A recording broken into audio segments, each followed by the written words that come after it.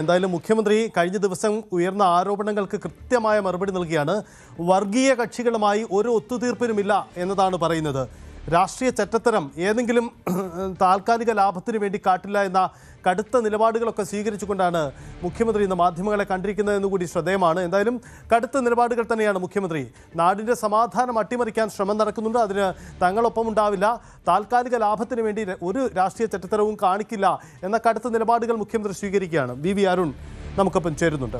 അരുൺ, സുപ്രധാനമാണ് മുഖ്യമന്ത്രി ഇന്നെടുത്തിരിക്കുന്ന നിലപാട്. നമുക്കറിയാം, നമ്മൾ തുടക്കത്തിൽ പറഞ്ഞതുപോലെ തെരഞ്ഞെടുപ്പ് ഡീൽ എന്ന ഒരു കാര്യമാണ് ഇനി അവശേഷിക്കുന്ന ദിവസങ്ങളിൽ ഈ തെരഞ്ഞെടുപ്പ് വേദിയിൽ ഏറ്റവും പ്രധാനമായി ഉയരുന്നത്.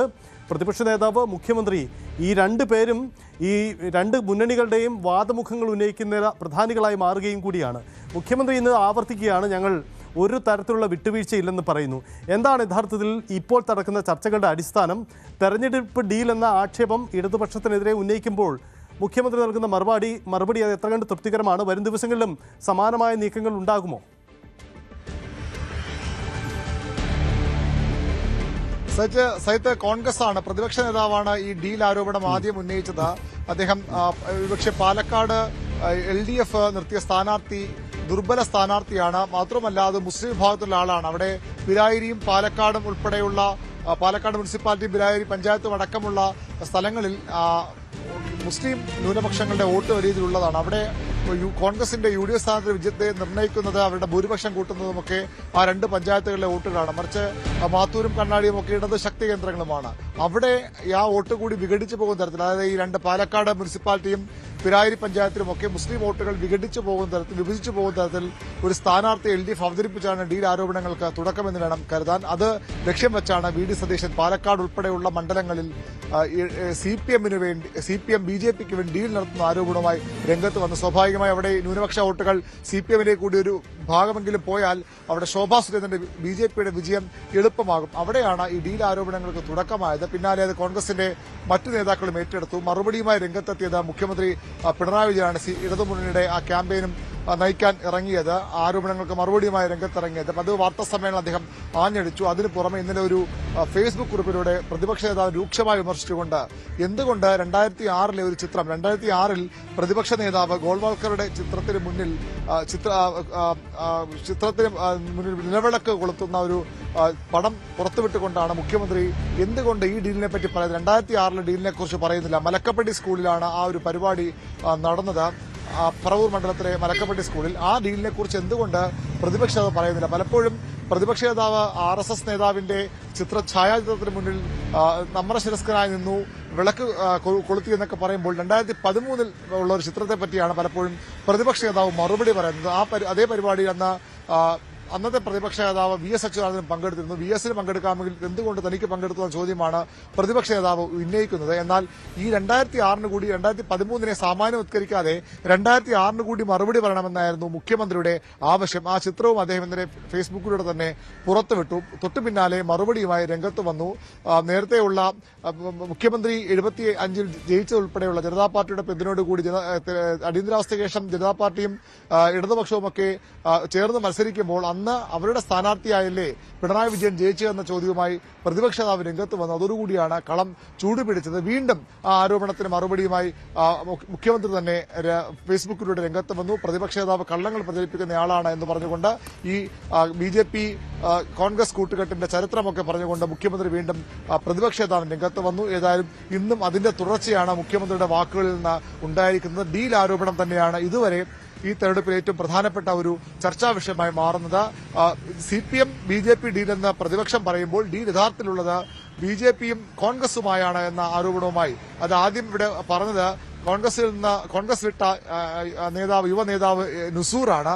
അദ്ദേഹം പറഞ്ഞത് അരുവിക്കരയും അതുപോലെ തന്നെ വട്ടിയൂർക്കാവും നിയമവുമായുള്ള ഒരു ഡീൽ നടക്കുന്നുണ്ട്. അവിടെ അരുവിക്കരയിൽ VS ശിവകുമാറിനെയും വട്ടിയൂർക്കാവിൽ K മുരളീധരനെയും ജയിപ്പിക്കും, പകരം നേമത്ത് BJPയുടെ സംസ്ഥാന അധ്യക്ഷനെ ജയിപ്പിക്കും. അത്തരമൊരു ഡീൽ നടക്കുന്ന ആരോപണമായി നുസൂർ രംഗത്ത് വന്നു. CPM പിന്നീട് അത് ഏറ്റെടുക്കുകയും ചെയ്തു. കഴിഞ്ഞ സംസാരിച്ച പ്രധാനപ്പെട്ട നേതാക്കളൊക്കെ, ശിവൻകുട്ടി ഇന്ന് സംസാരിക്കും അത് തന്നെയാണ് പറഞ്ഞത്. പലയിടത്തും ഇത്തരം ഡീലുണ്ട്. ഇന്നലെ മുൻ മന്ത്രി കൂടിയായ ആന്റണി രാജു മറ്റൊരു ഡീലിന്റെ ആരോപണവുമായി രംഗത്ത് വന്നിട്ടുണ്ട്. തിരുവനന്തപുരം സെൻട്രലും അരുവിക്കരയുമായി വച്ചുമാറുന്നതും ഡീലാണ്. അരുവിക്കരയിൽ ദുർബല സ്ഥാനാർത്ഥിയെ BJP അവതരിപ്പിക്കുന്നു. തിരുവനന്തപുരത്ത് ഘടകകക്ഷിക്ക് വിട്ടുകൊടുത്തുകൊണ്ട് മണ്ഡലത്തിൽ ഒരു പരിചയമില്ലാത്ത നേതാവിനെ രംഗത്തിറക്കി അവിടെ BJPക്ക് വഴിയൊരുക്കുന്നു. അവിടെ CPM BJPയുമാണ് പോരാട്ടം എന്ന് കൂടി ആന്റണി രാജു പറഞ്ഞു. അങ്ങനെ ഈ ഡീൽ ആരോപണം മണ്ഡലങ്ങളിൽ നിന്ന് മണ്ഡലങ്ങളിലേക്ക് വ്യാപിക്കുകയാണ്. പക്ഷേ സംസ്ഥാനം ഒട്ടാകെ അത്തരമൊരു ഡീൽ ആരോപണം ഉയർത്തിക്കൊണ്ടുവരികയാണ്. പരസ്പരം രണ്ട് മുന്നണികളും BJP ഇതിലേറെക്കുറെ ശ്രദ്ധയോടുകൂടിയുള്ള പ്രതികരണമാണ്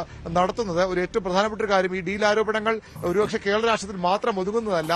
BJPക്ക് വേണ്ടി CPM ഡീൽ നടത്തുന്നതെന്ന് പറയുമ്പോൾ BJPക്ക് വേണ്ടി കോൺഗ്രസ് ഡീൽ നടത്തുന്ന CPM തിരിച്ചും പറയുമ്പോൾ സ്വാഭാവികമായും അത് ദേശീയതലത്തിൽ കൂടി ശ്രദ്ധേയമായ വാർത്തകളായി മാറുകയാണ്. കാരണം അവിടെ BJP വിരുദ്ധ ഇന്ത്യ മുന്നണിയുടെ ഭാഗമാണ് ഈ രണ്ട് പാർട്ടികളും.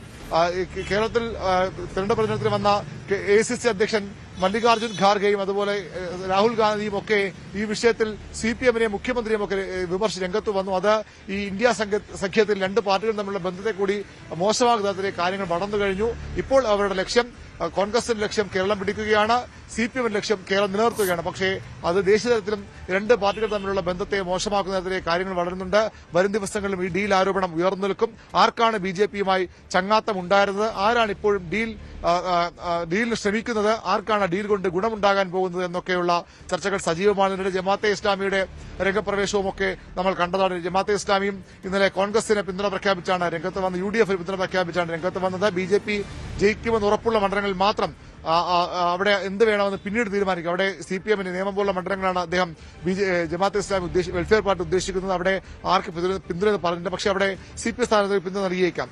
ഇതും CPM ഇപ്പോൾ കോൺഗ്രസിനെതിരെ ആയുധമാക്കുന്നുണ്ട്. ജമാഅത്തെ ഇസ്ലാമിയുടെ പിന്തുണ വാങ്ങുന്നവരാണ് ഇത്തരത്തിൽ CPM BJP ഡീൽ എന്ന് പറയുന്ന ഒരു നിലപാട് കൂടി CPM മുന്നോട്ട് വയ്ക്കുന്നു. ഏതായാലും മുഖ്യമന്ത്രി പ്രതിപക്ഷ നേതാവ് പോരായി ഈ ഡീൽ വിവാദം മാറിക്കഴിഞ്ഞു. നേർക്കുനേർ പോരാണ്. ഒന്നിലധികം തവണ ഒരേ ദിവസം തന്നെ ഫേസ്ബുക്ക് പോസ്റ്റുകളിലൂടെയും അതുപോലെ വാർത്താ സമ്മേളനങ്ങളിലൂടെയും ഇരു നേതാക്കളും ഏറ്റുമുട്ടുകയാണ്. മറ്റ് നേതാക്കളും മുന്നണി പ്രവർത്തകരുമൊക്കെ ഈ ഡീൽ ആരോപണം തന്നെയാണ് ഇപ്പോൾ ഏറ്റുപിടിക്കുന്നത്. യെസ്, അരുൺ സൂചിപ്പിച്ചതാണ് സാഹചര്യം. എന്തായാലും തെരഞ്ഞെടുപ്പിന്റെ ഈ പ്രചരണത്തിന്റെ അവസാന ദിവസങ്ങളിൽ ഡീൽ ആരോപണം തന്നെ മുഖ്യ വിഷയമായി മാറുന്നു എന്നതാണ് സാഹചര്യം. അവിടെ കൊണ്ടും കൊടുത്തും പ്രതിപക്ഷ നേതാവും മുഖ്യമന്ത്രിയുമുണ്ട്. ഇന്ന് മുഖ്യമന്ത്രിയുടെ വാർത്താ സമ്മേളനത്തിൽ മുഖ്യമന്ത്രി ഉപയോഗിച്ച വാക്കുകൾ തന്നെ അതിശക്തമായി തന്നെയാണ്.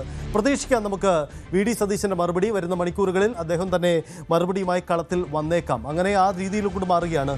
അരുൺ സൂചിപ്പിച്ചതുപോലെ ഇതിൻ്റെ മറ്റൊരു പശ്ചാത്തലം കൂടിയുണ്ട്. ഇത് കേരളത്തിൽ നിൽക്കുന്നതല്ല. കേരളത്തിലെ CPMന് BJPയുമായി ഡീലുണ്ടെന്ന ആരോപണം രാഹുൽ ഗാന്ധി ഉന്നയിക്കുമ്പോൾ അതിന് ദേശീയ പരിപ്രേക്ഷ്യം കൂടി വരികയാണ്. അങ്ങനെയെങ്കിൽ മുന്നണി സമവാക്യങ്ങളിൽ ഇന്ത്യ മുന്നണിയിൽ തന്നെ ഈ ഭിന്നത വളരും. കാരണം CPMനെ സംബന്ധിച്ച് കേരളം ഉപേക്ഷിച്ചിട്ട് മറ്റൊരു രാഷ്ട്രീയം മുന്നോട്ട് വയ്ക്കാനുമില്ല. കൂടുതൽ വാർത്തകൾക്ക് News 18 Keralam YouTube channel subscribe ചെയ്യുക.